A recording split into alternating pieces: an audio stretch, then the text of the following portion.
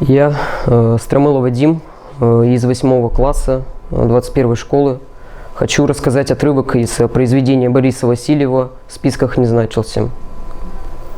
У входа в подвал стоял невероятно худой, уже не имевший возраста человек. Он был без шапки.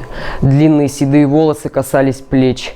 Кирпичная пыль въелась, перетянутая ремнем ватника. Сквозь дыры на брюках виднелись голые, распухшие, покрытые давно засохшей кровью колени. Из разбитых с отвалившимися головками сапог виднелись чудовищно раздутые, черные отмороженные пальцы. И он стоял строго выпрямившись и высоко вскинув голову. И, не отрываясь, смотрел на солнце ослепшими глазами. И все молчали.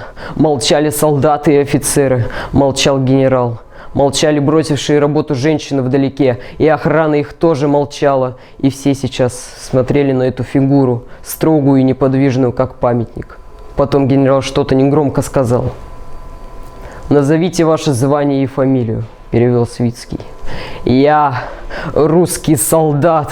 Голос прозвучал хрипло и громко, куда громче, чем требовалось. Этот человек долго прожил в молчании, уже плохо управлял своим голосом. Потом Свицкий перевел еще один генеральский вопрос, и генерал снова что-то спросил. «Господин генерал настоятельно просит вас сообщить свое звание и фамилию».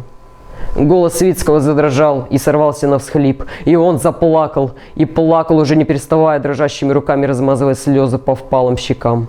Вдруг неизвестный повернулся, и в генерала уперся его немигающий взгляд. И густая борода чуть дрогнула в странной торжествующей насмешке. «Что, генерал, теперь вы знаете, сколько шагов в русской версте?» Это были последние его слова. Свицкий переводил еще какие-то генеральские вопросы, но неизвестно молчал, не переставая смотреть на солнце ослепшими глазами. Подъехала санитарная машина. Из нее поспешно выскочили врач и 2 санитара с носилками. Генерал кивнул, врач и санитары бросились к неизвестному. Санитары раскинули носилки. Врач что-то сказал, но неизвестный молча отстранил его и пошел к машине. Он шел строго и прямо, ничего не видя, но точно ориентируясь по звуку работавшего мотора. И все молчали, а он шел один, с трудом переставляя распухшие ноги. И вдруг немецкий лейтенант звонко и напряженно, как на параде, вскрикнул команду, и генералы вместе с солдатами четко вскинули оружие на караул.